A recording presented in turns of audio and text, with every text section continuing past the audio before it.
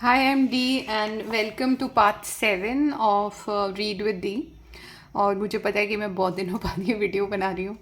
बहुत दिनों नहीं, बहुत सालों बाद ये कंटिन्यूएशन में है। तो आप में से कुछ लोगों को बहुत गुस्सा आ रहा होगा कि कहानी पूरी नहीं की गई। I am so sorry for that, but मैं अपनी गलती अब सुधार रही हूँ।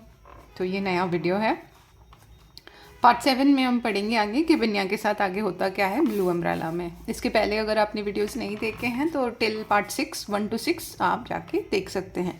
इससे आपको इंग्लिश में बहुत इम्प्रूवमेंट महसूस होगा और आपको ये भी पता चलेगा कि रीडिंग कैसे की जाती है जब हम इंग्लिश सीख रहे होते हैं। यहाँ पे एक रिमाइंडर मैं डालना चाहती हूँ कि नेक्स्ट वीडियो जो मैं यहाँ पे अपलोड करूँगी इस चैनल पे, उसमें मैंने सब्जेक्ट वर्ब अग्रीमेंट के बारे में बात करी है। एक तरह का सब्जेक्ट वर्ब अग्रीमेंट, उसमें यह है कि जब थर्ड पर्सन सिंगुलर होता है तो वर्ब जो है वो प्लूरल हो जाता है, एस लग जाता है। तो ये the Reigns is third thing, third object, third person, किसी और चीज़ के बारे में बात करें, ना आप और ना मैं।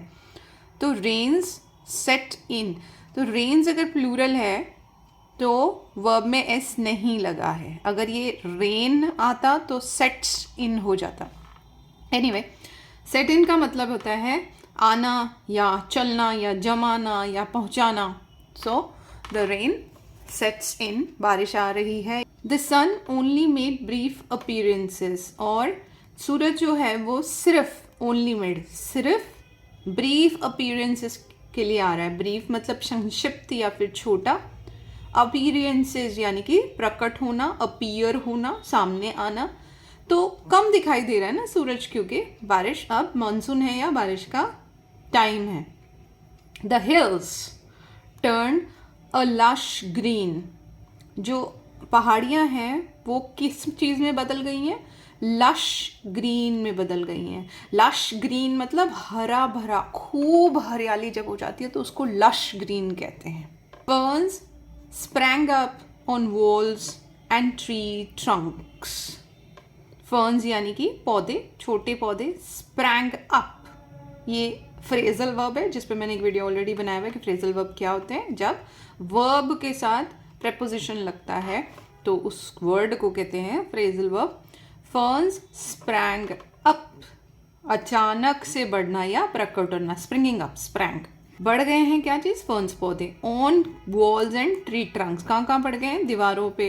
एंड ट्री ट्रंक्स यानी कि पेड़ के तनों पे बढ़ गए हैं छोटे छोटे पौधे या फिर बेलें उगाई है। अब बरसाती मौसम में यही होता है ना, हर जगह कुछ ना कुछ उग जाता है। Giant lilies reared up like leopards from the tall grass. Giant मतलब महाकाय, बड़ा सा। लिलीज यानी कि लिली का जो फूल होता है वो, उसके पौधे। Rudyard up again phrasal verb है। रेयर मतलब पालना या बढ़ाना, और वो बढ़ गए हैं, पल गए हैं अपने आप। लाइक कितने रेयर हो गए, मतलब कितने बढ़ गए हैं? Like leopards from the tall grass, यानी कि जब तेंदुए जो होते हैं लेपर्ड्स, वो लंबी लंबी घास में से कैसे उगाते हैं, लाइक वो दिखाई देते हैं जंगलों में, फॉरेस्ट में, तो ऐसे लिली के पौधे भी उग गए हैं, इतने बड़े बड़े फूल हैं। अ white mist coiled and uncoiled as it floated up from the valley. A white mist.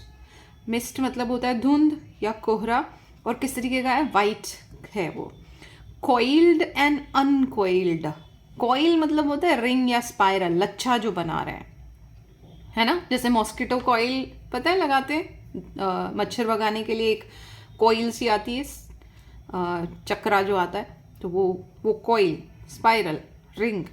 And uncoiled मतलब जब उस कॉइल को हम अगर खोल देंगे तो कैसा? सीधा हो जाएगा, सीधा करना।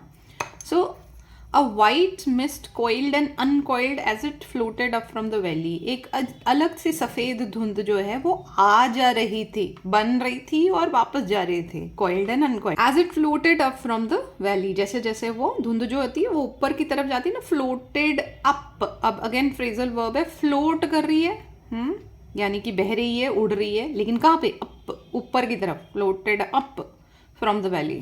It was a beautiful season except for the leches. एकदम सुंदर सा सीजन है, सीजन यानी मौसम, ब्यूटिफुल सुंदर था। इट वॉज था। Except for the leches, except for the leches, ये वाला एक्सेप्ट, EXCEPT, एक्सेप्ट मतलब के अलावा, किसके अलावा, लीचेस के अलावा। लीचेस होती है जौंक। अब ऐसे बरसाती मौसम में ना कीड़े बहुत हो जाते हैं, तो जौंक भी हो जाती है। जौंक कौन सी होती है? जो खून चूसती है, जो शरीर के चिपक जाती है और खून चूसती है। इस वीडियो में यहीं तक, इसकी आगे की स्टोरी हम नेक्स्ट वीडियो में देखेंगे। See you in the next video.